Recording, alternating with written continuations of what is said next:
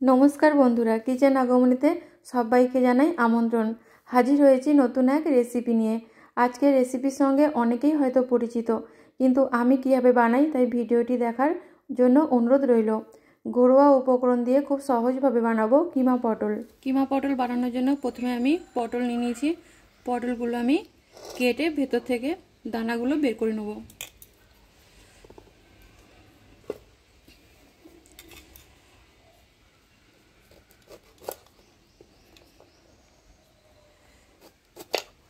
প্রথমে আমি খোলাটা পুরো কাটবো না, চেঁচে নেব।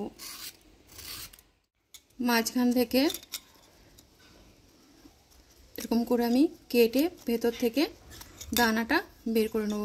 চামচের পেছনের সাহায্যে ভেতরে আমি এই দানাগুলো বের করে নেব।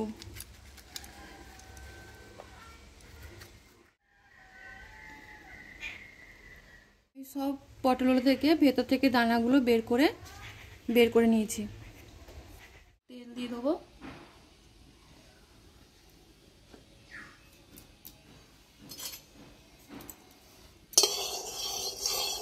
গরম হয়ে গেছে, এবার আমি পটলগুলো ভেজে তুলে নেব।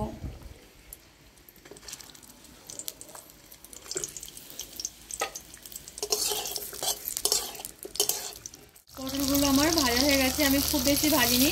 এবার পটলগুলো আমি তুলে নেব।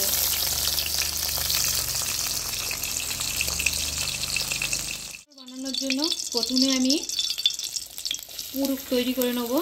মাংসের কিমা দিয়ে পেঁয়াজ কুচি দিয়ে দিলাম,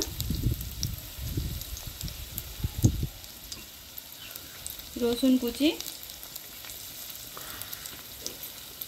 ভালো করে আমি নেড়ে হালকা ভেজে নেব। আমার পেঁয়াজ রসুন হালকা ভাজা হয়ে গেছে, এবার আমি দিয়ে দেবো আদা কুচি,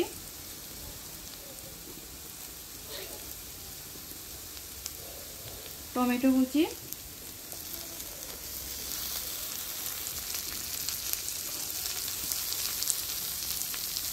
লঙ্কা কুচি আর স্বাদ মতো নুন দিয়ে আবার আমি সমস্ত কিছু ভালো করে ভেজে নেব। সমস্ত কিছু ভালো করে ভাজা হয়ে গেছে, এবার আমি দিয়ে দেবো হলুদ গুঁড়ো, লঙ্কার গুঁড়ো। মশলাটা যাতে না লেগে যায় তাই সামান্য একটু জল দিয়ে দেবো। আবার আমি ভালো করে কষিয়ে নেব। কষানো হয়ে গেছে, এবার আমি দিয়ে দেবো চিকেন কিমা। আবার আমি ভালো করে এগুলো কষিয়ে নেব।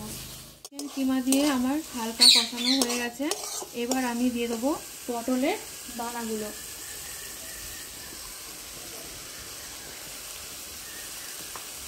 দিয়ে আবার আমি ভালো করে কষিয়ে নেব।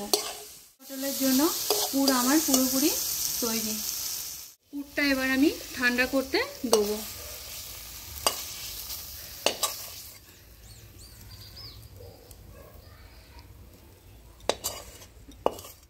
কড়াইতে আমি দিয়ে দেবো সরষের তেল।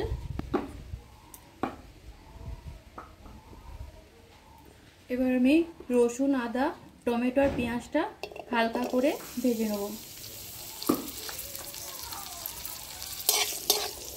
তো আদা রসুন আমার হালকা ভাজা হয়ে গেছে, এবার আমি তুলে এটা বেটে নেব।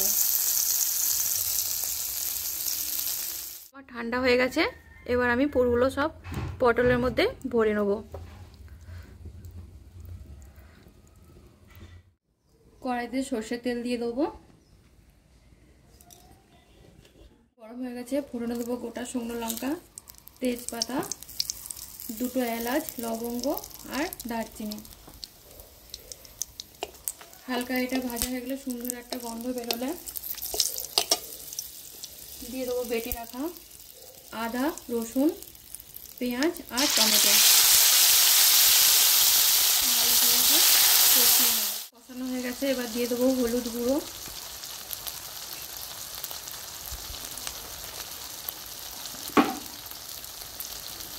লঙ্কার গুঁড়ো,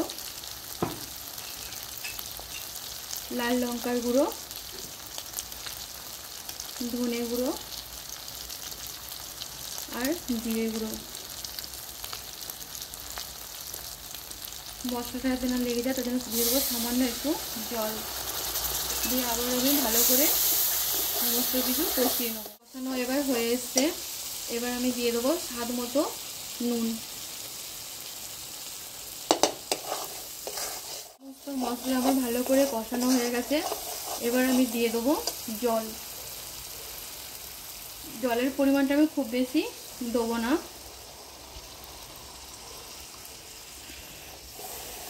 আবার ভালো করে আমি নেড়ে দিলাম। এটা আমার ফুটে উঠেছে, এবার আমি পুর ভরা পটলগুলো আমি দিয়ে দেবো। এই পটলের দানা যে আমি ব্যবহার করেছি, দানাটা খুব নরম ছিল বলে আমি বাটিনি, আপনারা চাইলে কিন্তু এটা বেটেও দিতে পারেন।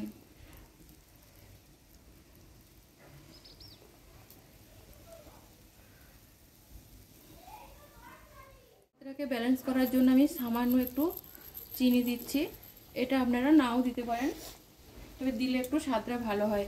এবার আমি ঢাকনা দিয়ে রান্না হতে দেবো কিছুক্ষণ। আমি ঢাকনাটা খুলে নেব।